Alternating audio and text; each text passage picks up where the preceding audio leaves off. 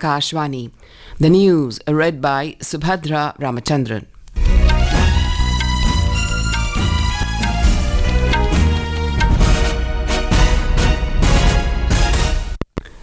All preparations are in place for voting for assembly elections in Jharkhand and Maharashtra today. In Jharkhand, voting will be held for the second and final phase for 38 constituencies in 12 districts. Polling will begin at 7 in the morning and will conclude at 5 p.m., barring some sensitive polling stations where voting will conclude at 4 p.m. 528 candidates are in the fray in this phase. Jharkhand's Chief Electoral Officer K. Ravi Kumar has urged voters to cast their ballots without fear. आप लोगों के माध्यम से phase 2 का voter से अनुरोध है, आप अपने परिवार के साथ में, दोस्त के साथ में समय पर बूथ में जाके अपना मताधिकार का प्रयोग करें। शांतिपूर्ण मतदान के लिए सब जगह पर व्यवस्था सुनिश्चित की। In Maharashtra, elections for all the 288 seats are being held in a single phase. Voting will begin at 7 a.m. and will conclude at 6 p.m. A total of 4,136 candidates are in the fray, including 2,086 independent contenders. Maharashtra Chief Electoral Officer S. Chokalingam said around 5 lakh polling personnel will be managing 1,427 polling stations in the state.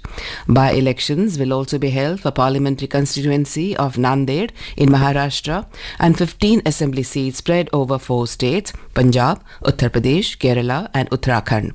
Counting of votes for all the states will be taken up on Saturday. After attending the G20 summit in Rio de Janeiro, Prime Minister Narendra Modi has embarked on a 3-day visit to Guyana. The visit is a first by an Indian Prime Minister since 1968. Mr. Modi will hold discussions with President of Guyana, Dr. Muhammad Irfan Ali, at Georgetown.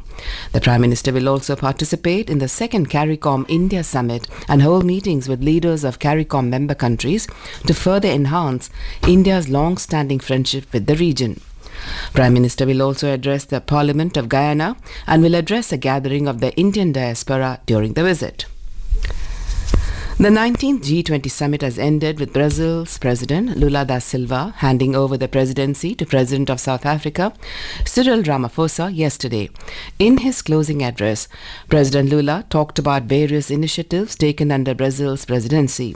The initiatives are launching of Global Alliance Against Hunger and Poverty and starting an unprecedented debate on taxing, bringing climate change on the agenda of finance ministries and central banks, and approving the first multilateral document on the bioeconomy.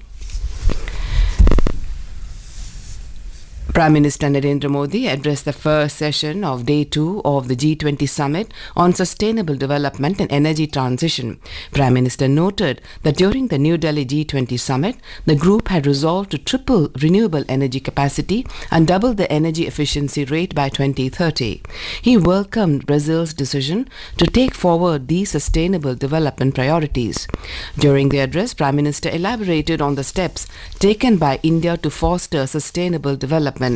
Some of the steps he mentioned were schemes to provide housing to 40 million families in the last 10 years, 120 million households with clean drinking water in the last 5 years. The 55th edition of the International Film Festival of India IFFI will begin in Goa today.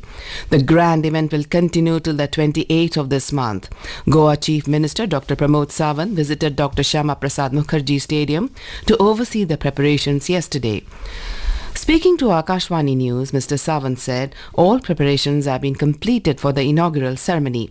Talking to AIR News, Secretary Information and Broadcasting Sanjay Jaju said many new things have been added to this year's IFFI and it is dedicated to young filmmakers.